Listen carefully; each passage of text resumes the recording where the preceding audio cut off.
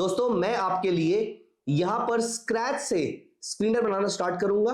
यहां पर मैं जो स्क्रीनर बनाऊंगा वहां पर डोजी और हैमर दोनों एक साथ यूज करूंगा। लेकिन अगर आपको इनमें से किसी एक पे कन्विक्शन ज्यादा आ रही है तो आप किसी एक को म्यूट कर दीजिएगा। मैं बताऊंगा वो किस तरीके से म्यूट भी किया जाता है। दोस्तों मैं यहां पर आपके लिए बुलिश स्कैनर बना रहा हूं।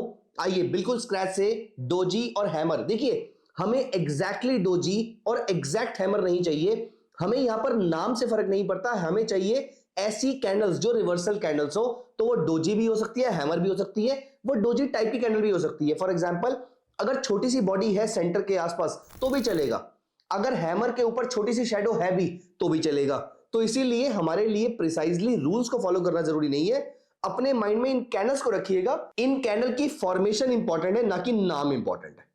आइए तो यहां पर सबसे पहले मैं चार्टिंग ओपन कर लेता हूं और यहां पर मैं चलता हूं स्कैन्स पे। और यहां पर स्कैन्स में मैं सबसे नीचे क्रिएट अ न्यू स्कैनर पे आ जाता हूं और ये मेरे सामने नया स्कैनर ओपन हो जाता है। और यहां पर मुझे चाहिए दो कंडीशंस। तो मैं स्टार्टिंग से ही, ये तो बाय डिफॉल्ट एक लाइन आ ही रही है, मैं स्टार्टिंग से ही इसको कॉपी करके रख लेता हूं। सो यहां पर मैंने इसको कॉपी कर लिया और यहां पर मैंने इसको पेस्ट कर दिया, दो जगह पे पेस्ट कर दिया। अब इन दोनों में से कोई भी कंडीशन फुलफिल होगी तो मेरे लिए वो चलेगा। लेकिन अब ये कंडीशंस हैं क्या क्या? ऊपर वाली कंडीशन डोजी की ऐड करेंगे और नीचे हम हैमर बनाएंगे। तो पहली कंडीशन मुझे चाहिए daily close greater then daily open. ये मुझे बताएगा चाहे छोटी सी ना सही लेकिन एक बुलिश कैंडल बन रही है। तो यहां पर मैंने क्लिक किया close greater than, equal to भी कर सकते हैं बट मैं ग्रेटर देन ओपन कर लेता हूं यहां पर। चलिए ये मेरी पहली कंडीशन हो गई। अब दोस्तों मैं यहां पर एक कंडीशन ऐड कर रहा हूं जहां पर मेरी बॉडी जो है वो पूरी कैंडल के कंपैरिजन में बहुत छोटी होनी चाहिए। तो मैं इस कंडीशन को कैसे ऐड करता हूं? मैं यहां पर टाइप करता हूं ब्रैकेट।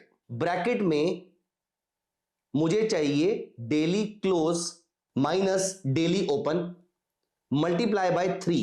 मैं बताऊंगा मैंने ये क्यों ऐड किया। Multiply by 3 less than equal to. So basically मैंने यहां पर यह कहा कि मेरी जो बॉडी है वो 3 गुना से भी मल्टीप्लाई कर दो। फॉर एग्जाम्पल मेरा ओपन था 100 रुपए का, मेरा क्लोज था 101 रुपए का, तो 1 रुपए का गैप आ रहा है। तो 1 रुपए का गैप आ रहा है, 1 मल्टीप्लाई बाय 3, ये 3 नंबर हो गया। तो ये 3 है, इस गैप से ये 3 नंबर जो है वो छोटा होना चाहिए। एज इन जो नीचे वाली शेडो है वो ऊपर वाली बॉडी से कम 3 गुना तो होनी ही चाहिए। सेम कंडीशन हम ऊपर के लिए लगा देते हैं। यहां पर मैं इसको कॉपी कर देता हूं, daily close minus daily open multiply by 3 less than equal to daily high minus daily close. अब यहां पर देखिए, पहले मैं आपको इतनी सी कंडीशन लगा के दिखाता हूं। यहां पर अगर मैं रन स्कैन करता हूं कैश मार्केट में तो यहां पर मेरे सामने काफी सारे स्टॉक्स आ रहे हैं। दोस्तों हम डोजी और हैमर के स्कैनर बनाना तो सीख रहे हैं और आगे चल के इसे हम स्टॉक्स पे बैक टेस्ट भी करेंगे।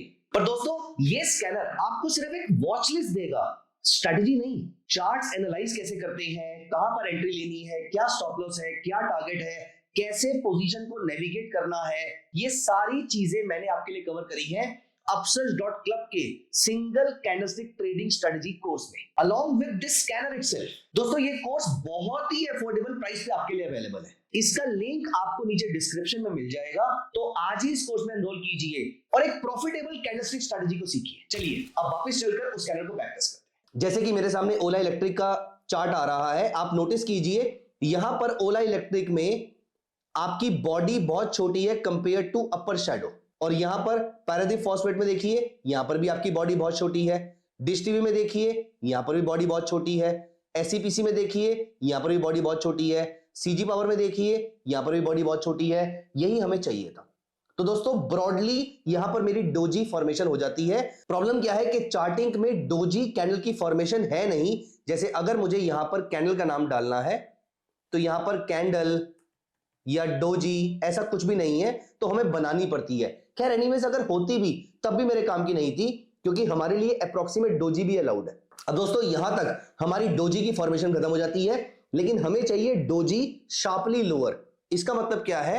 यहां पर मैं एक और कंडीशन ऐड कर देता हूं, मेरा William percentage R with a parameter of 140 should be less than equal to -80। और साथ में बैकअप कंडीशन भी ऐड कर देते हैं।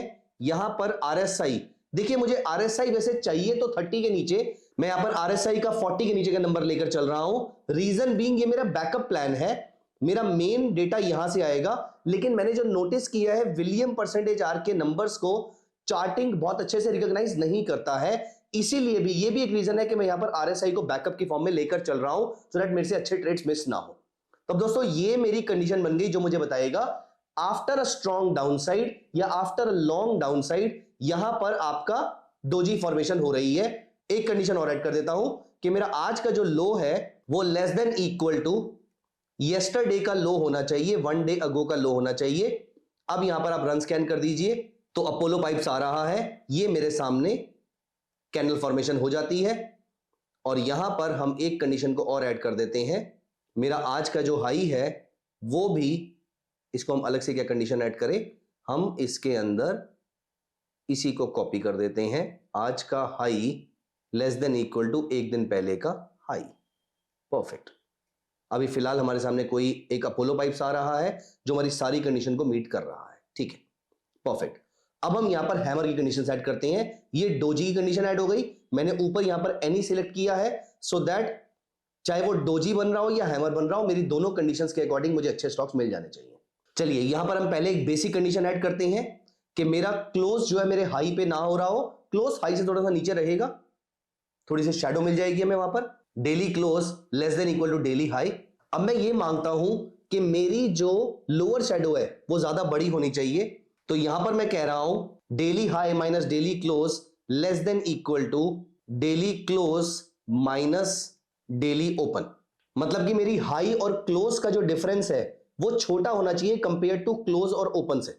मैं यहां पर रन स्कैन करके देख लेता हूं यहां पर, और अभी के लिए मैं ऊपर वाली कंडीशंस को हाइड कर लेता हूं, और इन कंडीशंस को मैंने यहां पर हाइड कर लिया। तो अब मैं यहां पे रन स्कैन करता हूं, मेरे सामने कुछ स्टॉक्स आ रहे हैं, इसको मैं वॉल्यूम से सॉर्ट कर देता हूं।